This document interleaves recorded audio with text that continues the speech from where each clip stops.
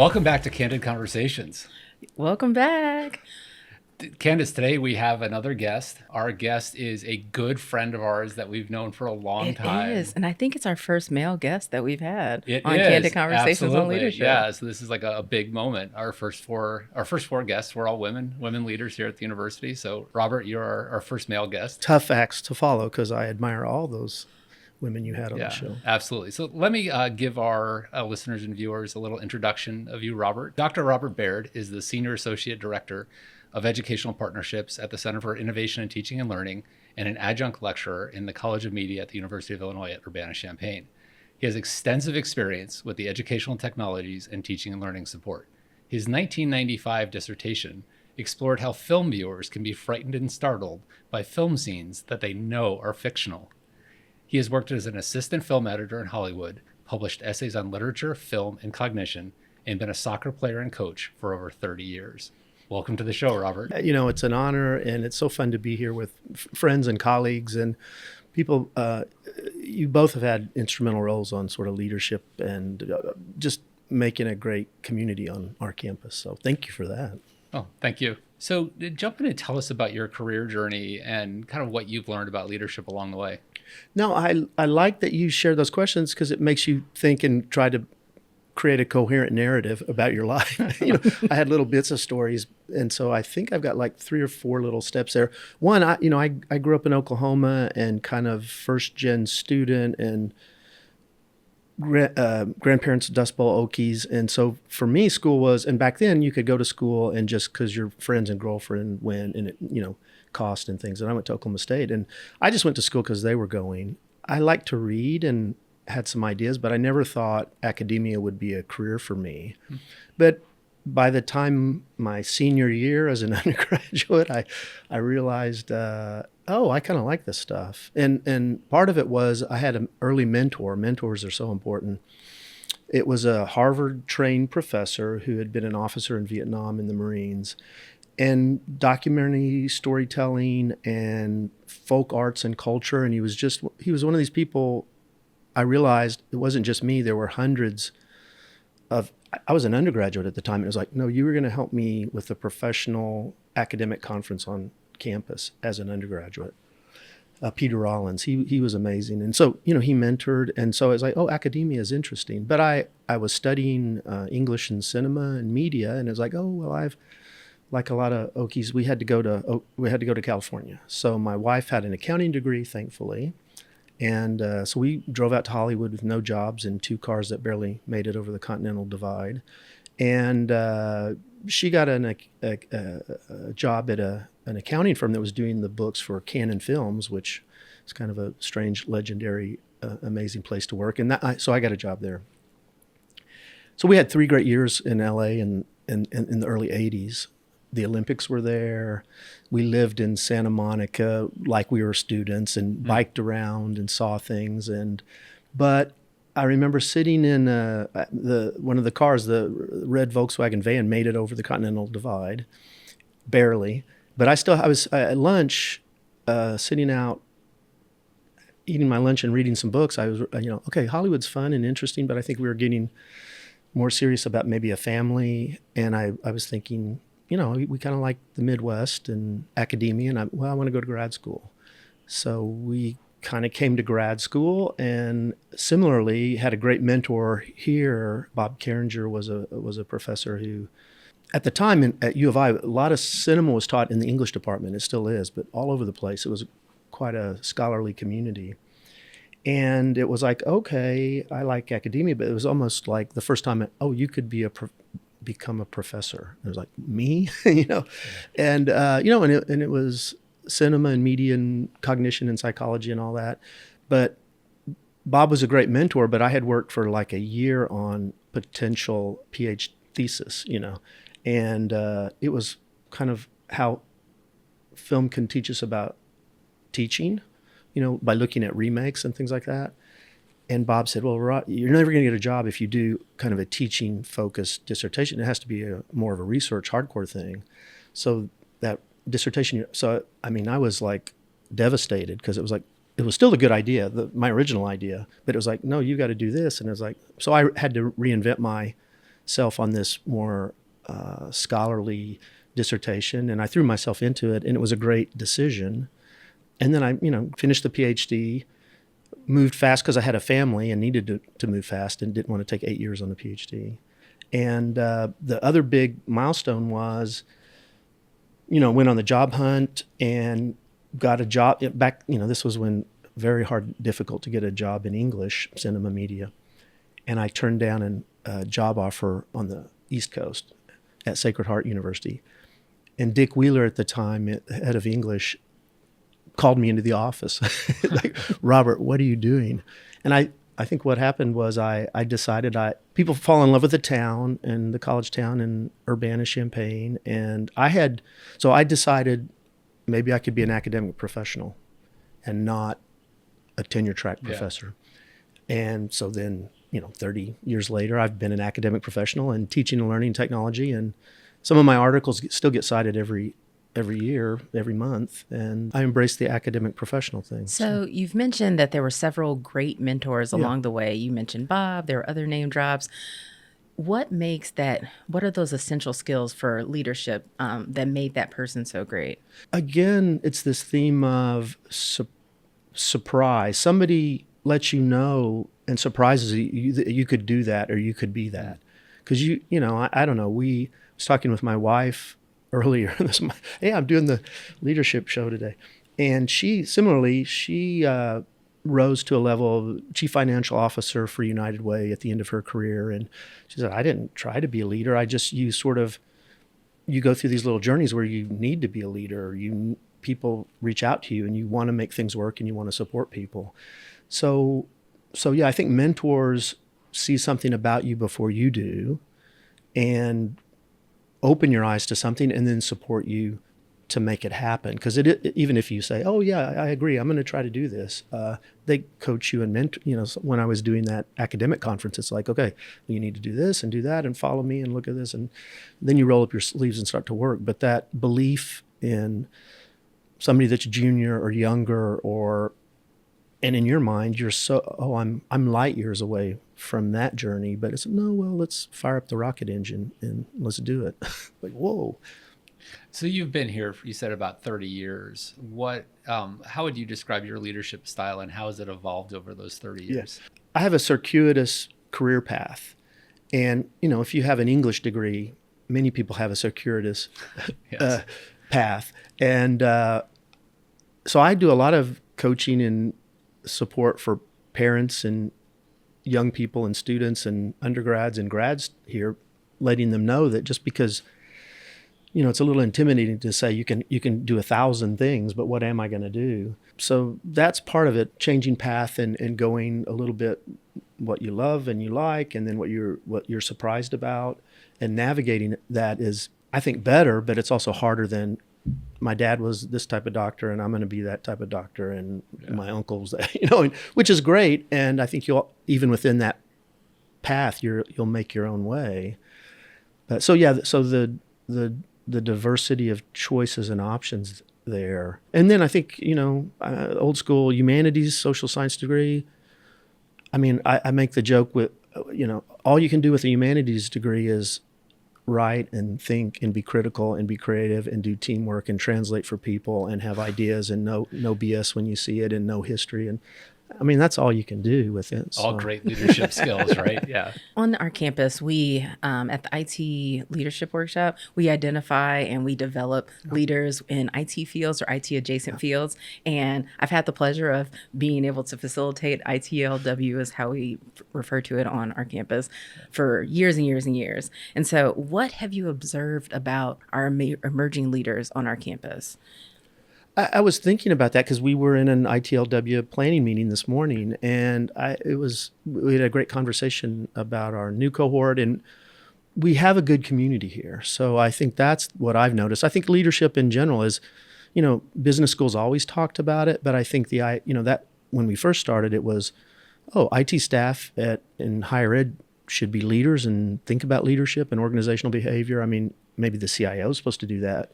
And then we, of course, adopted what we were inspired by, that leaderful community. Everybody needs to be a leader.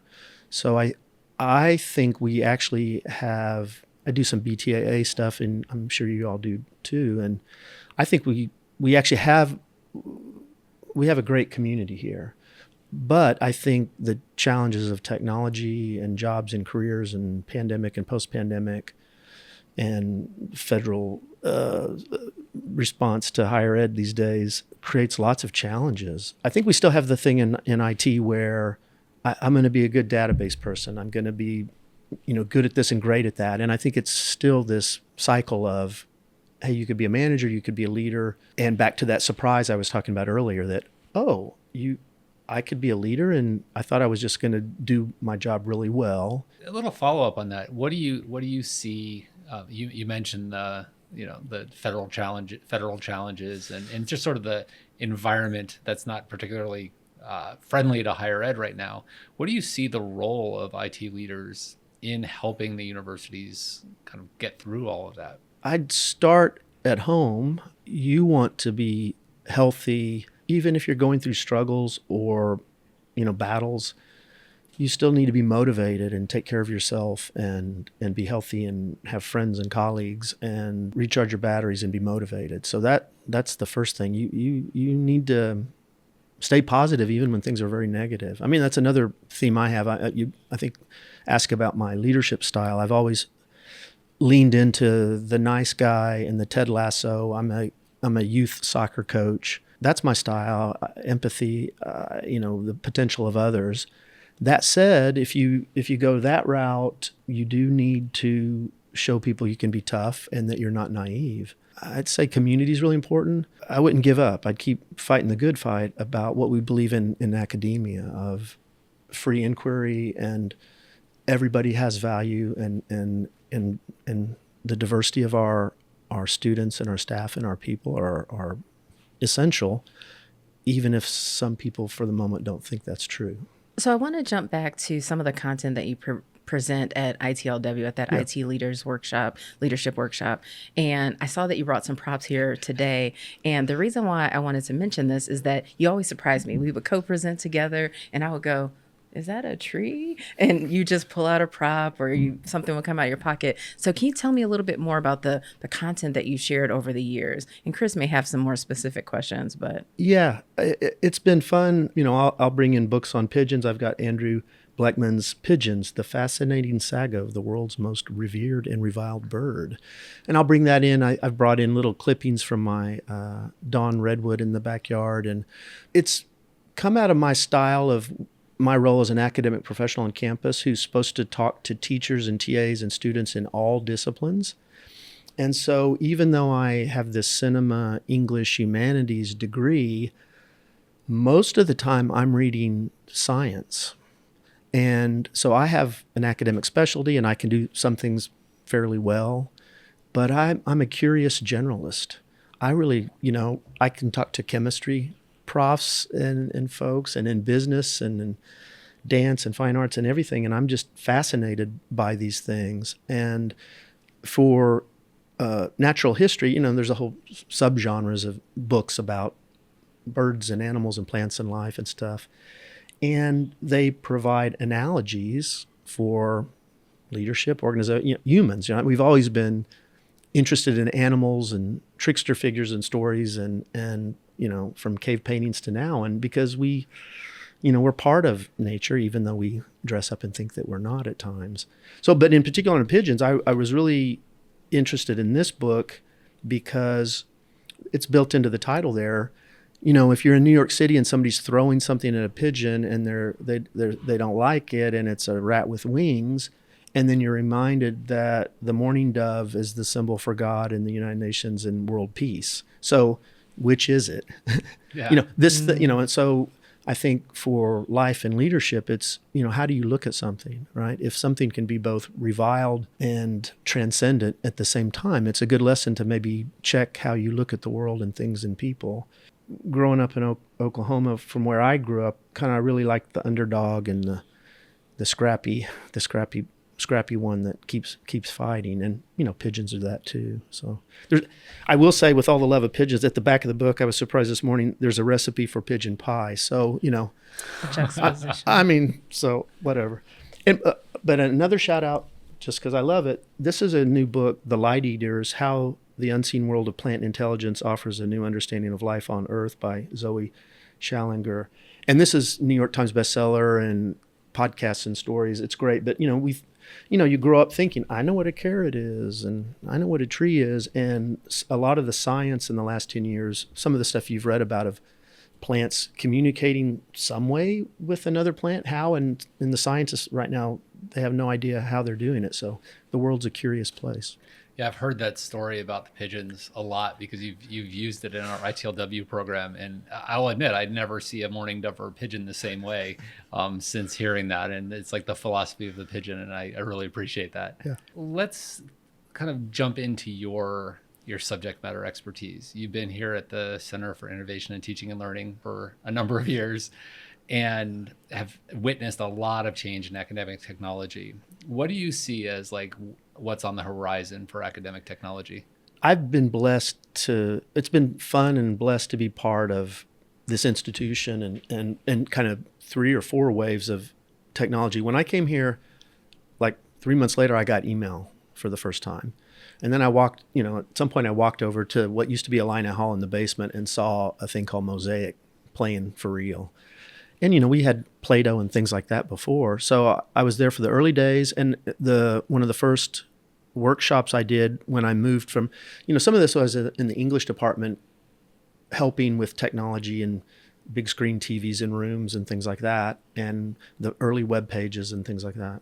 I moved to the Center for Educational Technologies, which was housed in the Armory. And our first summer faculty training camp for a week was on the idea that what if a professor in any field actually had a desktop computer?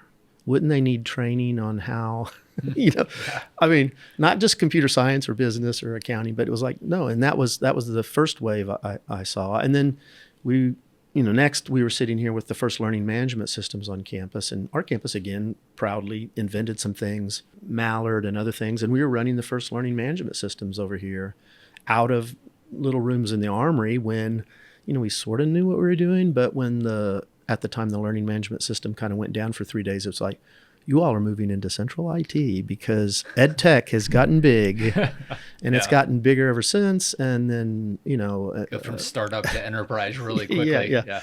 And so then I got the great experience to be in central IT and be sort of the odd people out because we were the teaching and learning training folks. And of course VR came but yeah, AI is the big thing. You guys are doing a great job, and we're exploring it. I think AI is going to remind us and help us redefine what it is to be human. So I think that's. Tell me more about that. What do you mean? What do you mean about that? This is a topic that's really close to my heart. So yeah, no, I'd love to hear your perspective. We're fortunate at this same location to interview undergrads and grad students and professors about AI, and I think the ones that are sort of a little further ahead. And the amazing thing I'm seeing is I haven't even met an undergrad who doesn't have a sophisticated appreciation and knowledge and use case for AI, as in they use it in multiple ways. I don't want to use it for that. I like to use it for this. I love it for that. I'm thinking about my career. And so they, they're adapting to it smartly. And not just the artists, but a lot. I know there are disciplinary differences. If you're in computer science or engineering, everybody's using. And for many reasons. But even some of the engineers will say the same thing the artists will. Well, at this stage of my thinking and brainstorming and ideation, I don't want it to push me a direction I don't want to go. And a lot of the more sophisticated uses all the way up to grad school and people working on their PhDs are prompting AI to be the 24 hours a day, months-long tutor, advisor. I've got a great advisor. I've got peers. I've got colleagues. I can look stuff up. But this thing, I can be jogging, and it's having debates with me about my work I want to do. And then writing, I've helped a lot, done a lot of writing and composition courses and things like that, and been part of that community on campus. Great experience. We have a writing across the curriculum. Another thing, this campus is amazing. Some of our writing programs in physics and others are like nationally known. And for writing and AI, that's the big question.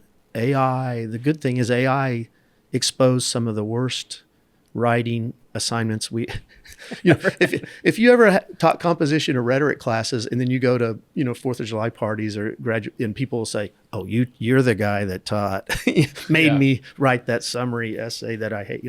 So that's the good thing about AI. It kind of blew up the types of assignments we should never have been doing, because you shouldn't. And this, I tell faculty this: you shouldn't write something have your students write something unless you want to read it, TAs want to read it, other people in the class read it. If not, the whole world reads it. So that's, don't have them write something that's just going to be graded. That's not writing. That's just. It reminds me, I used to TA Rhet 105, the Rhetoric 105, which is the intro composition that people take, and they had to take it when they came here, even if they couldn't write. That was probably the worst semester of my life, reading how people never learned how to write and they got at the university. Aside. I noticed that your banner photo and your LinkedIn profile is I believe, a photo of your grandkids. And it's really obvious that family is important to you. So how do you find balance between your work and personal life? I don't. Okay, tell me more, because I love when we squash balance. Well, no, that's a standard thing. And I deeply appreciate what it means by that balance, because things are out of whack and people need to be better. But the reason I left Hollywood, and the reason I turned down the tenure track job, and the reason I'm sitting here today is because family comes first. And that doesn't mean I didn't throw myself into my career and make a living. But we like Midwestern college towns, and we chose to be here. And I think in the end, I didn't do tenure track, even though I could have. I know it's a podcast too, but here's I feel bad because I need to change LinkedIn, because that was only the 3 grandsons, and there's my granddaughter. Aww, cute. And Very cute. So define cuteness. Adorable. Yeah, we have to, adorable. No, they're sitting on my wife's lap and mine, and my daughter-in-law Megan's a great photographer. So there's a nice little picture.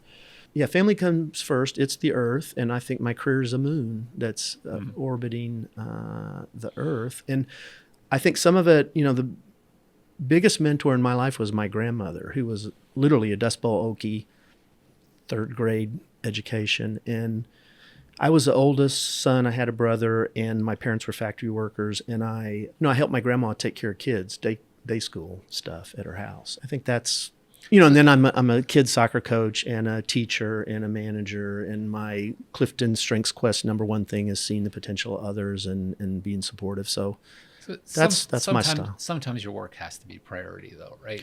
We're getting paid to do a job. So how do you strike? I don't want to use the word balance, because we try to quash the word balance around here.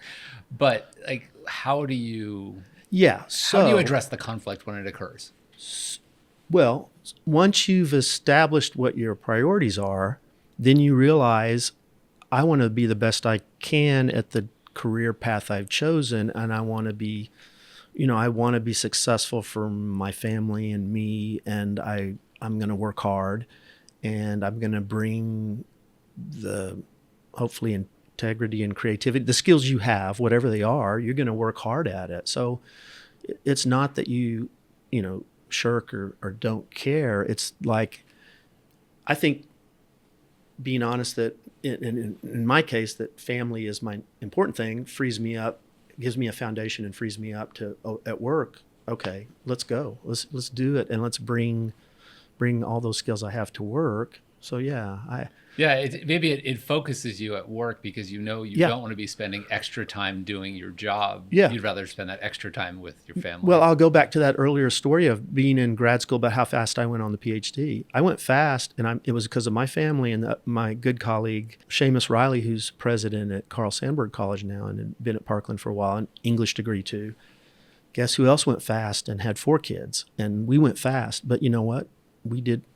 That doesn't mean it wasn't good. Yeah. Mm-hmm. And so family, that's the other side of it. Family drove me with the dissertation, to move faster, be smarter, be quicker, because, it's like I'm out hunting and gathering, and I've got mouths to feed, right? So So you mentioned that you've played soccer. You've also been a youth soccer coach. Can you tell me, or tell us and our listeners, more about what are those personal routines or personal habits that you had that contribute to your success? Yeah, I think everybody has to find something physical, kinesthetic, that for stress in their life. And I know I have a kind of a sports background, but it's also when I was in getting the graduate school and English degree stuff, I was with some wonderful people who didn't do high school sports or any of that. They got to grad school and it's like we're doing volleyball and basketball and frisbee golf, and some of them now have run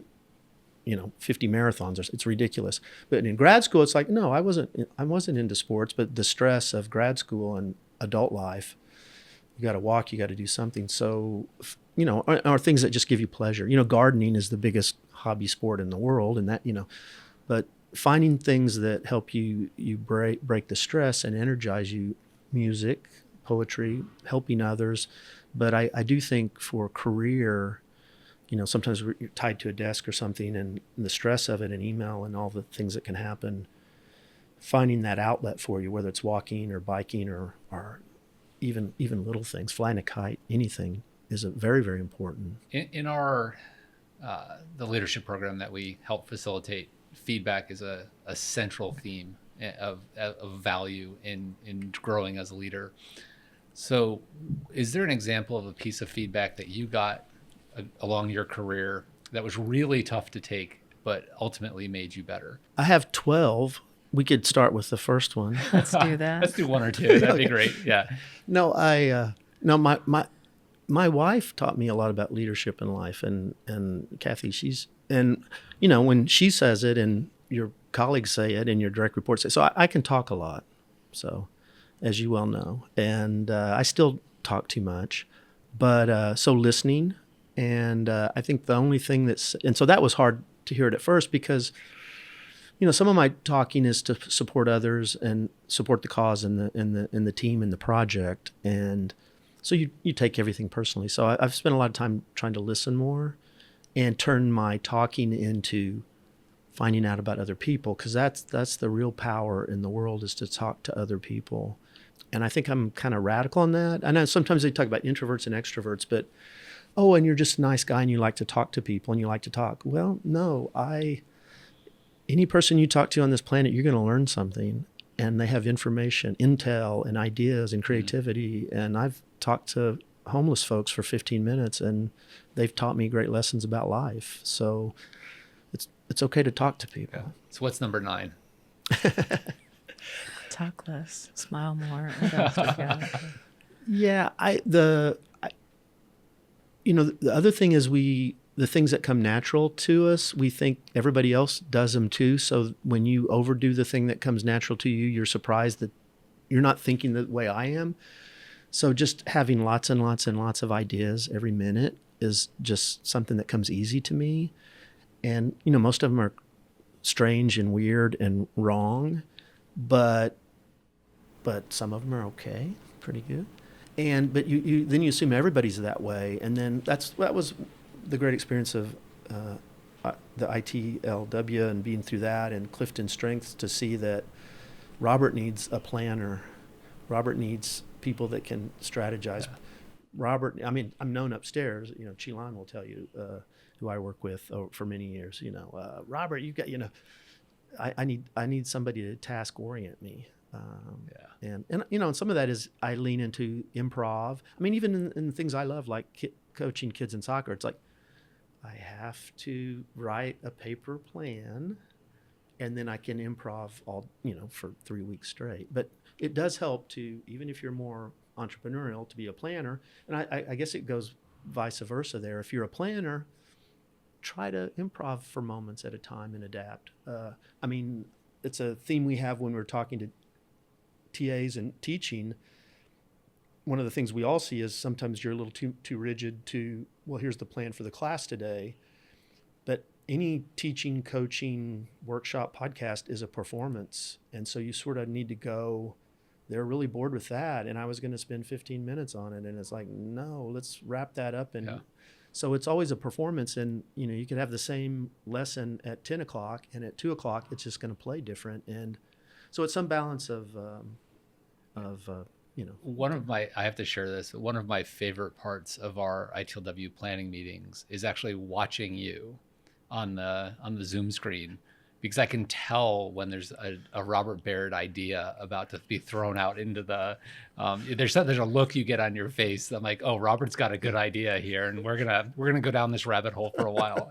But I love it because you make us think differently. No, well, thank you, but yeah, no, we've got quite a team there, so it's everybody contributes, and that leaderful community, and that's the other big takeaway. A meeting of 3 or a meeting of 12, everybody. Candace, you're great at that. Both of you well, let's hear from so and so before they leave the meeting today, because we want to hear from everybody, right? So I've had I mentioned it earlier, pleasure of facilitating with you for over the years, and it's congratulations again on the upcoming retirement. But as you approach retirement, are there other nuggets of advice that you would give your younger self? So if you think back to coming from Hollywood and about to go back into the Midwest, what would you tell yourself then? Buy more Apple stock would be the first one. Yes, great. That's good advice. Yeah. Not now. This is 1980. You should probably wait 3 months on any stock movement right now. Yeah, no, I know resonate with you, but whatever play more music. For me, music or whatever, but there's things that people say, oh, we should do that, and you hear this when people pass away or get sick or move on or something, and they are those things. Well, I'm going to do that. I'm going to do, and then you wait a week, and so just lost somebody in our family around music, and it's like, oh, I'm going to go play with you more, and it didn't do that, and so maybe fight for those things that you really shouldn't be putting off. Yeah. But yeah, I would say for the younger self too, listen more. Another theme I wanted to say, I do believe in the balance thing and the yin yang thing and the, what's your strength? And over again, I think you should embrace your strengths, but then you want to see when that strength can be overplayed. So, I am a good talker and I do have ideas. And so where is that a problem? We use the metaphor of seeing two sides of the coin, but that only two sides of a coin can be kind of a binary where people are yelling at each other and fixed in their ways. But I think if you're a thoughtful leader and you have this balance as a leader or a teacher or anybody that cares between confidence and humility / doubt, that's super powerful. And you see too many people sort of fall into one of those. And I think it's always, like minute by minute. And some of the best researchers and teachers and thinkers I've seen, I'm very, very confident and I say this, and then 5 minutes later I can say, well, I don't know, maybe that's not right. And we've been saying that for 1,000 years. So that back and forth is very powerful. So in the spirit of Candid Conversations, what is something that most people don't know about you? If I'm at a mall and you're on by one of those... What's a mall? A mall? That's a place where people used to go and shop for things. That's okay. Yeah. It was before Amazon. You might have heard of it. But I'm afraid of heights. Mm-hmm. So, I'm kind of sporty spice and all that, but I'm afraid of heights and claustrophobia. So, I'll tie that to national parks. I'm at the Grand Canyon. Oh my gosh. And it's like, oh my gosh. And Mammoth Caves. It's like, no, I'm not going to crawl through that tiny little thing that's only like, it's a giant room on this side and you go through 1 foot and a giant room on the other side. No, I'm not going through that. Before Candace brings us home, I have to satisfy curiosity. Why do people get scared at frightening movies, even though they know it's fiction? Basically that you see this phenomena of our minds doing multiple things at once. And that's kind of the common thinking now about our minds, which is I can be thinking about the director and whether she's going to win an Oscar and the popcorn's not as warm as I wish it was. And you're still in the story and your sort of survival instincts and methods, spatial awareness is still going. And the startle, and so those things are going on simultaneously. And that's why you can be startled. There's a lot more to it.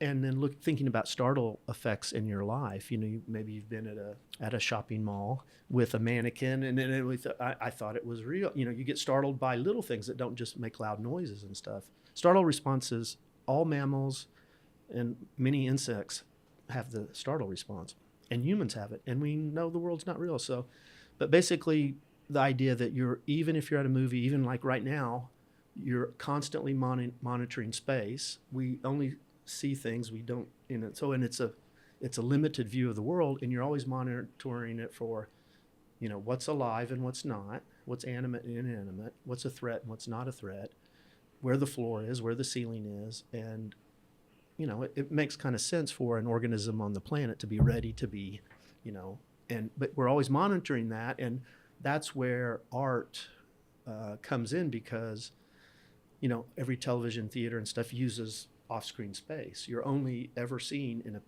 painting or a photograph or television part of the picture, and your mind is filling in the rest.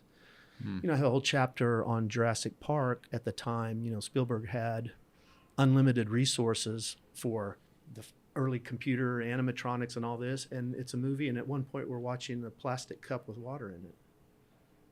We've got all that budget and dinosaurs. Why are we doing that? But exactly what's happening outside. Yeah, because it's over here, and it's what they call an art. Whether you're a poet or a filmmaker, you're the viewer's share. You're getting the viewer, the listener, the watcher to create in his or her mind, which is still the most powerful industrial light illuminator. Thank you for indulging me. And Candace, you So can bring us all speaking of home. that, Yeah. finally, what would you like our viewers and listeners to take away from this conversation?